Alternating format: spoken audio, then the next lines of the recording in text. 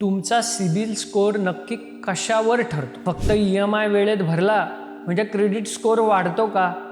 अजिबात नाही. खरं तर तुमचा क्रेडिट स्कोअरचा फॉर्म्युला 4 गोष्टींवर ठरतो. तो आपण समजून घेऊ. पहिली आणि सर्वात महत्त्वाची गोष्ट म्हणजे रीपेमेंट हिस्ट्री, म्हणजे कर्जाच्या परतफेडीची तुमची शिस्त ही क्रेडिट स्कोअरमध्ये 35% भूमिका बजावते. लक्षात ठेवा, 30 दिवसांपेक्षा जास्त कर्जाचा हप्ता भरायला उशीर झाला तर त्याचा थेट परिणाम स्कोअरवर होतो. EMIची ड्यू डेट ही डेडलाईन नाही, तर ती तुमची लाईफलाईन आहे. क्रेडिट स्कोअरवर परिणाम करणारा दुसरा घटक म्हणजे क्रेडिट युटिलायझेशन. त्याचा परिणाम हा 30% इतका होतो.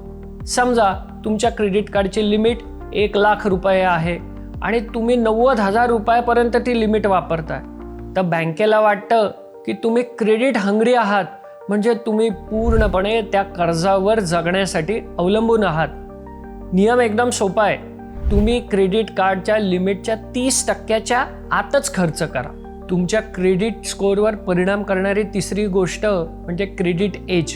याचा 15% इतका वाटा असतो. तुमची क्रेडिट हिस्ट्री जितकी जुनी तितका बँकांचा तुमच्यावर विश्वास जास्त. त्यामुळं तुमचं सर्वात जुनं क्रेडिट कार्ड बंद करण्यापूर्वी 2-2दा विचार करा. असं जर तुम्ही केलं तर तुमची क्रेडिट एज कमी होते आणि क्रेडिट स्कोअरवर विपरीत परिणाम होतो. क्रेडिट स्कोअरवर परिणाम करणारी चौथी गोष्ट म्हणजे क्रेडिट मिक्स आणि कर्जासाठीच्या नवीन एन्क्वायरी. तुमच्याकडं सिक्युअर्ड आणि अनसिक्युअर्ड अशा दोन्ही प्रकारच्या कर्जांचे योग्य मिश्रण असावे.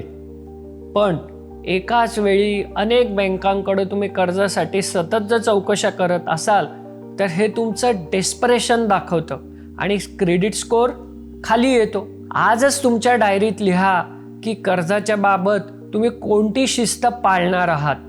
कर्जमुक्तीच्या या प्रवासाला तुम्हाला खूप खूप शुभेच्छा.